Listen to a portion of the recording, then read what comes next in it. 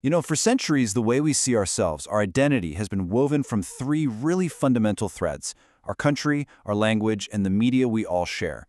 But what happens when those threads start to come apart? That's what we're going to get into, this profound digital age reconfiguration of who we are. It's a huge paradox, right? We can connect with anyone, anywhere, instantly, but at the same time, it feels like our national and tribal lines are being drawn even sharper. To really understand why, we've got to rewind and look at the original blueprint for how our identities were built in the first place.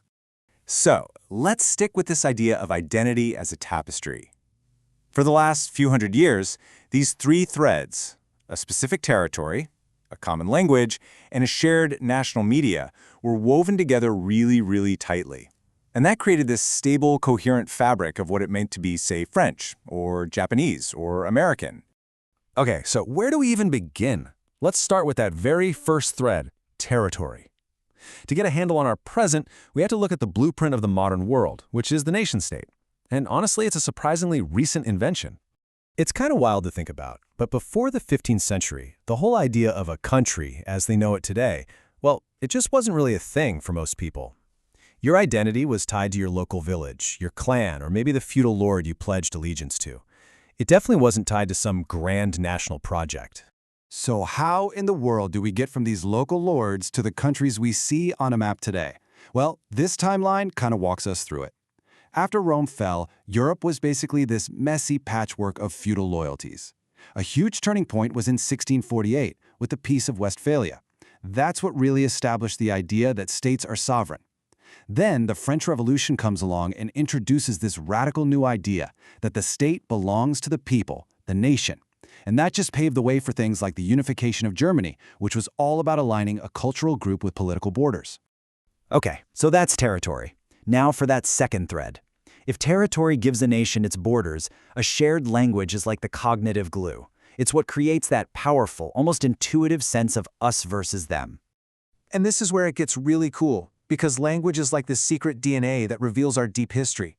Linguists can actually trace similarities between languages to reconstruct ancient ones that nobody speaks anymore. Just look at this. The word for father is pater in Latin and Greek, and pitar in Sanskrit. Mother is matar, meter, matar. You can literally hear the echo of a single ancestor, what they call Proto-Indo-European. Over thousands of years, as people moved around, this one language split off into all these different branches, eventually forming the distinct linguistic identities that would become the foundation for our nations. All right, so you've got your borders, you've got your language, but how do you make sure everyone feels like they're part of the same team all at once? Well, the 20th century came up with the answer: mass media, the great amplifier. The key technology, of course, was television. But it wasn't an overnight success story. Early mechanical TVs, well, they were kind of a mess. The images were fuzzy, they flickered, they were just really unreliable. The real game changer was the electronic system that used a cathode ray tube. All of a sudden, the picture was crystal clear and stable. By 1939, this new tech had completely taken over, and the stage was set for TV to dominate everything. And once they figured it out, the growth that followed was just staggering. I mean, after being put on hold by World War II, television adoption just exploded. In the US alone, the number of homes with a TV skyrocketed from just 8,000 in 1946 to over 45.7 million by 1960. It was absolutely meteoric. And this is the absolute key, right here. TV wasn't just about entertainment, it was a powerful cultural unifier. For the very first time, millions and millions of people could share the exact same experience at the exact same time, whether it was watching the nightly news, a presidential speech, or, sadly, a national tragedy. It wove that fabric of national identity tighter than anything that had come before it. So for a good 50 years or so, this model was rock solid. Territory, language, and media all bundled together. And then the internet happened, the great unbundler.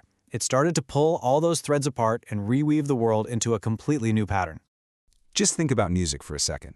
We used to live in an age of big, broad genres like rock, or jazz, or pop, defined by whatever the radio station played. Now we live in an age of hyper-specific, algorithm-driven niches. You know, things like dark academia classical, or lo-fi hip-hop beats to study to. Your playlist isn't a genre anymore, it's a personalized mood. And this shift from broad communities to tiny individual niches, it's happening everywhere. And this isn't just about music playlists. This digital shift has totally flipped the script on who gets to tell the world's stories. For decades, you just assume Hollywood dominated. Not anymore. By the sheer volume of films produced, the world's largest film industry is now India's Bollywood, followed by Nigeria's Nollywood. Digital tools for making and distributing films meant these industries could just bypass the old gatekeepers and become global powerhouses in their own right. So what's the secret sauce for Bollywood? How did it become the biggest, most prolific film industry on the planet? Well, the answer isn't in Hollywood. To really get Bollywood, you have to go all the way back to 19th century Parsi theater. This was this incredibly popular tradition in Bombay. That was this wild blend of realism and fantasy, humor and spectacle, tons of romance, and of course, lots and lots of songs. It was basically a formula for mass appeal that would turn out to be perfect for the big screen. And that theatrical style, that masala mix of a little bit of everything, it just became the perfect recipe for cinema. It's the recognizable DNA of popular Indian film, and it gives it this unique appeal that connects with audiences all over the globe. Okay, so that brings us right back to today. The old threads are all loose. We're consuming culture from all over the place in our own little personalized niches. So, what does it even mean to have a national identity now? Well, the answer seems to be showing up in the digital world. Well, it's funny. Just as physical borders started to feel a bit more porous, nations started building brand new walls, but this time online. This idea is called digital sovereignty. Think of China's Great Firewall or Europe's strict data privacy laws. Countries are creating what's called a splinternet, a fractured internet, by forcing data to be stored locally and regulating tech to protect their own culture and economy. And at the very same time, the idea of a shared national conversation, it's just falling apart. This chart shows a pretty profound shift in the US. A majority of adults are now getting their information from social media, not from traditional news outlets. What that means is that our trust is moving away from institutions and toward individual creators and influencers.